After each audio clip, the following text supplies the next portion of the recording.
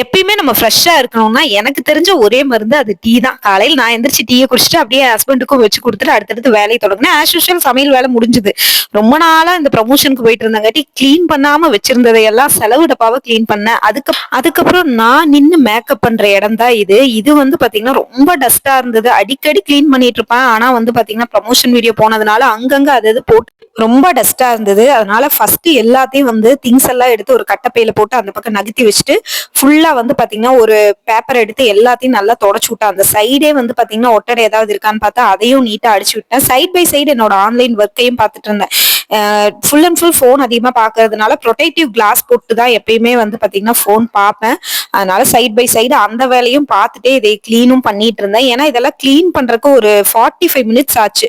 First எல்லாமே வந்து பாத்தீங்கன்னா குட்டி குட்டி திங்ஸா அதை எல்லாம் எடுத்து அங்கங்க ஒதுக்கி வச்சுட்டு பண்றதுக்கே வந்து இதாச்சு.